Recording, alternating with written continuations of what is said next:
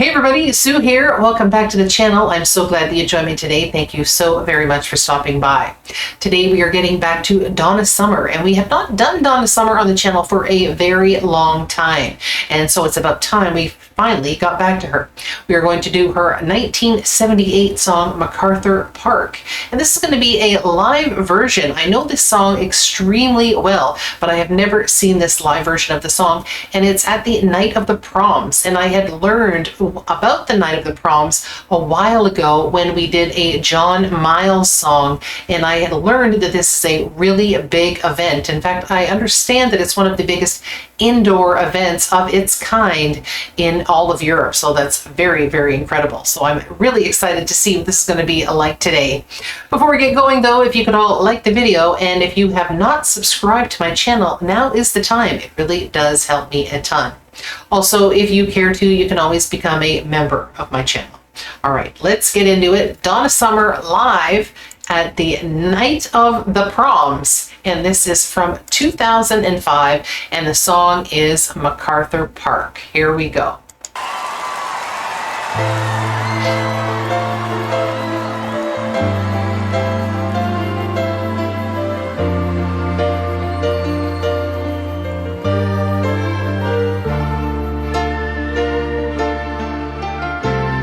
She looks so nice in her white outfit. Spring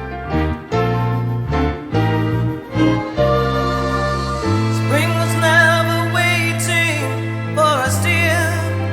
It ran one step ahead as we followed in the dance. Thank you.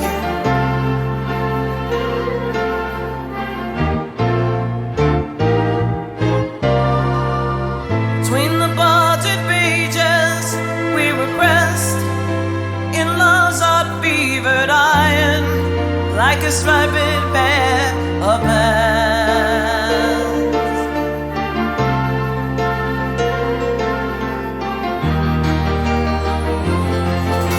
MacArthur Park is melting in the dark, all the sweet green icing flowing down.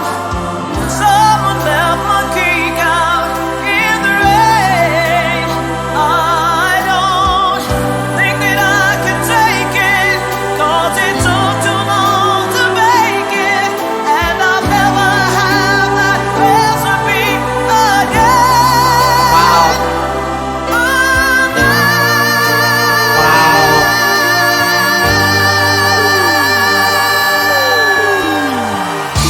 Wow, you still got it.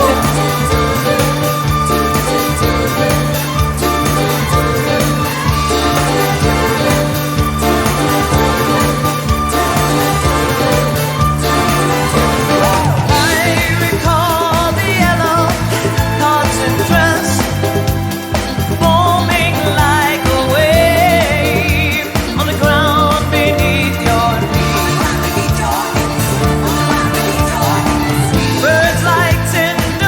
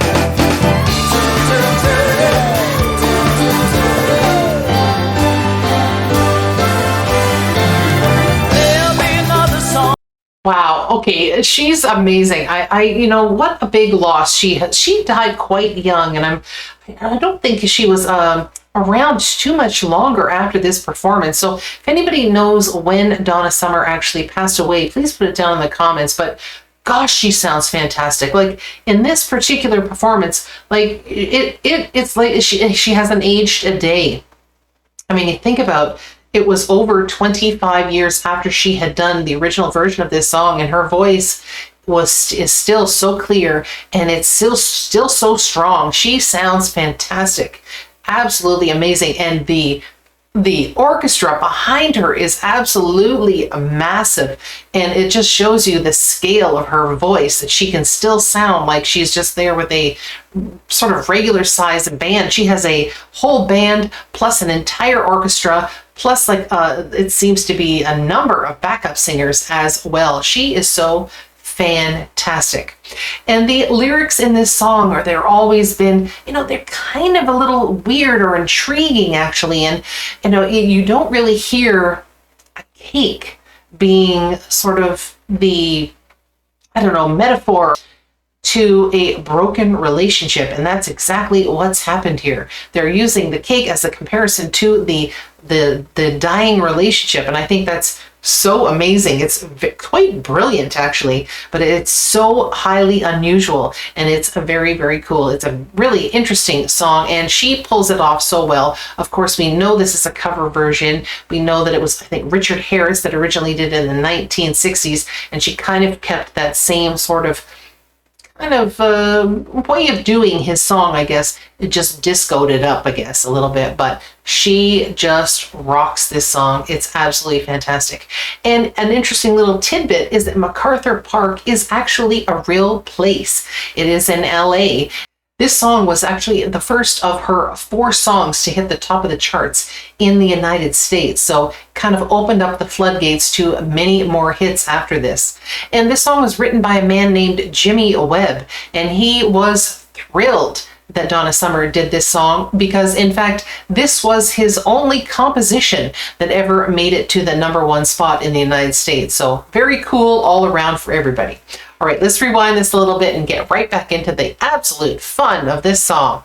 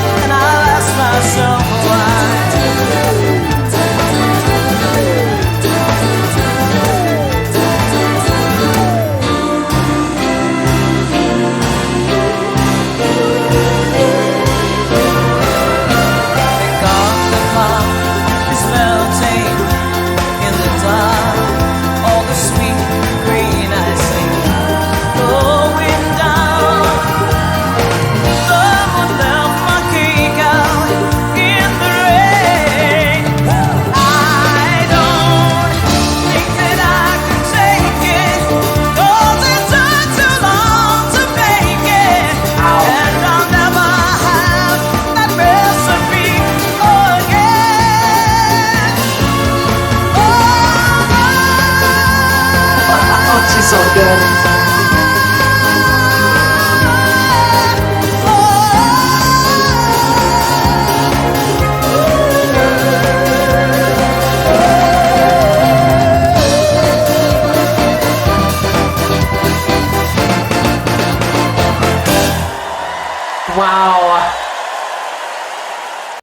That was fantastic. What an amazing job she just did there on that song.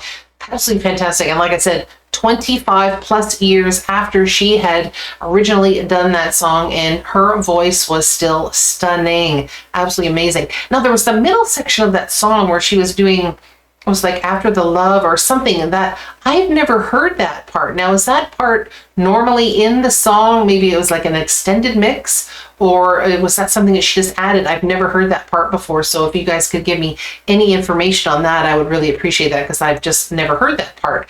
It was interesting that the single was made, it was just shy of 4 minutes long, but of course the original version had Giorgio Moroder on board, and you know, whenever Giorgio Moroder's on board, you know you're going to have some songs that are quite lengthy, and there was actually a 17-minute dance version of this particular song.